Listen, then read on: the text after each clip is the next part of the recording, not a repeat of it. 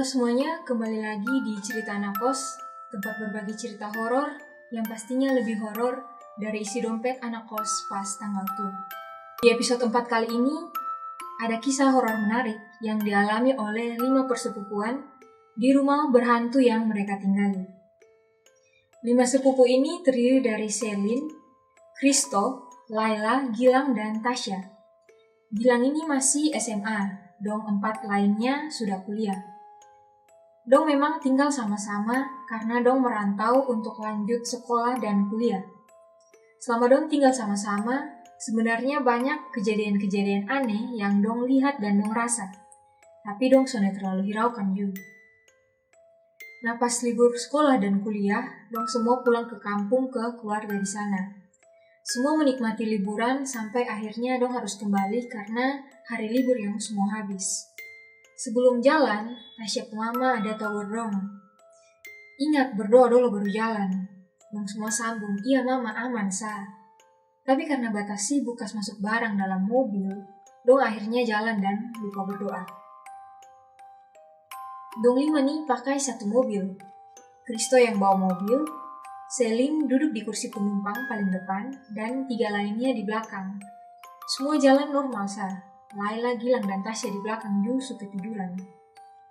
Nah dalam perjalanan yang mulai maghrib, pas itu dong ada lewat di jalan yang samping kiri kanan tuh persawahan yang cukup luas.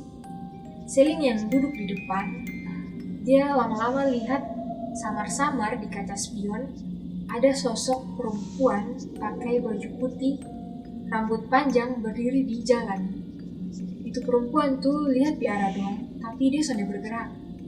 Karena masih kurang jelas, Selin sampai kasih keluar dari kepala kulihat di belakang.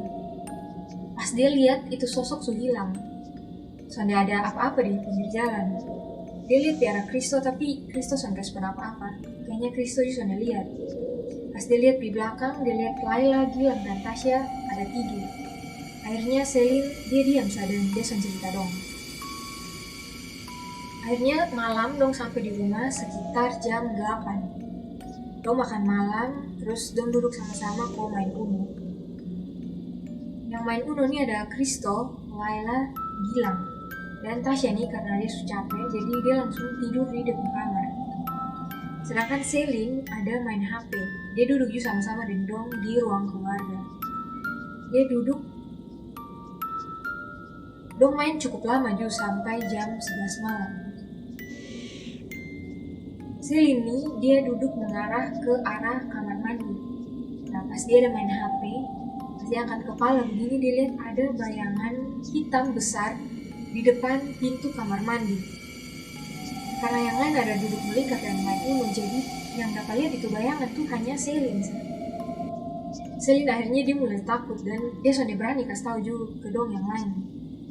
Selin akhirnya ambil dia punya earphone dan dia pakai kok dengan lagu supaya dia sebenarnya terlalu fokus dengan itu bayangan hitam. Terus Laila omong dengan Selin, gak usah pakai earphone sah supaya kita dengar lagu sama-sama.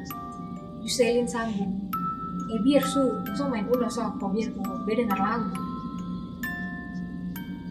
Terus pas Selin masih dengar lagu yuk, dia lihat di arah kamar mandi itu bayangan masih tetap ada bayangan hitam. Tiba-tiba dong rasa ada angin kencang. Laila langsung bilang, wih, apa tuh? Putih-putih terbang. Sebenarnya itu sosok tuh yang mirip dengan yang tadi Selin lihat di jalan.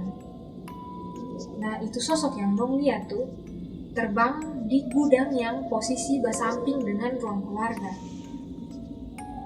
Jadi itu gudang tuh, dia sudah ada pintu dan dong semua bisa lihat dengan jelas ada sosok putih terbang di situ. Di sini dong semua mulai takut dan bulu badan sudah diri. Kristo juga sambung, Wewe sudah lihat yang sama nih. Begitu Kristo omong abis, langsung Tasya berteriak dari dalam kamar. Dong semua langsung lari di kamar dan lihat Tasya. Nah pas dong masuk begini, Tasya nih posisi ada duduk tapi dia menangis dan sambil teriak-teriak. Gilang omong, Tasya kenapa? Tiba-tiba dia berhenti menangis dan dia ketawa. Tasya kayak orang sadar.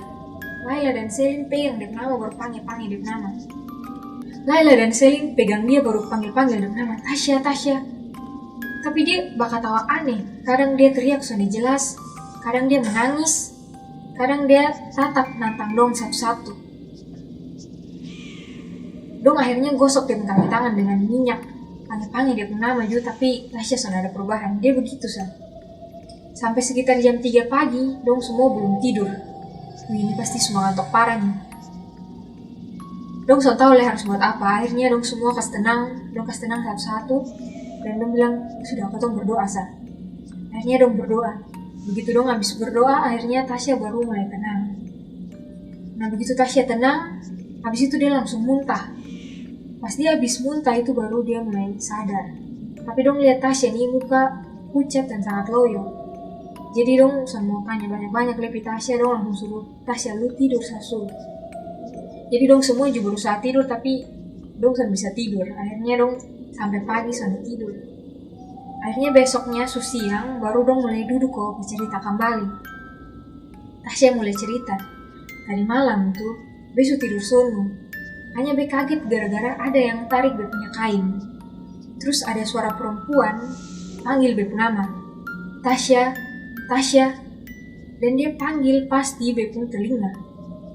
Habis itu be badan sudah rasa apa-apa, lebih sontok apa yang terjadi pas itu. Selin mulai dia cerita. Beta sebenarnya dapat lihat perempuan pakai baju putih pas di jalan kotong pulang kemarin. Dan Kristo bilang dia sudah lihat apa-apa. Itu tuh yang dia sama kayak Buntiana di film-film dong kok. Gilang tanya Selin, kok model begitu baru pas be lihat begini dia hilang. Terus Laila bilang, berarti itu bayangan tuh yang sampai dia ikut kutong sampai di rumah. Makanya kalau sampai Tasya begitu tadi malam. Jadi yang Tasya kerasukan tadi malam tuh bisa jadi itu setan yang sama yang dong lihat di jalan pas jalan pulang. Nah sebenarnya kalau kutong sadar sebelum dong jalan tadi tuh Tasya pun mama seomong bilang berdoa dulu baru jalan. Tapi ya dong lupa berdoa. Jadi kutong semua sama-sama belajar dari ini cerita kalau sebenarnya kalau orang tua omong apa tuh nah buat biasa orang tua mungkin itu kuat. Nah doa juga sebenarnya penting tuh untuk kotong orang percaya. Soalnya ada rugi juga kalau kotong berdoa sebelum kotong lakukan sesuatu. Oke, sampai di sini cerita anak kos kali ini. Thank you so much untuk teman-teman yang sudah nonton sampai akhir video. Dan terima kasih juga untuk teman yang sudah kirim cerita di episode kali ini. Dan untuk teman-teman yang punya cerita atau pengalaman horor serupa, bisa langsung kirim pun cerita di email allaroundyou223@gmail.com. Nanti teman-teman yang punya cerita kotong bacakan kembali di sini. Oke, jangan lupa follow kotong Instagram @ceritaanakkos dan subscribe kotong YouTube channel Ilmu Komunikasi Unwira. Dan sampai jumpa di kisah horor cerita anak kos lainnya.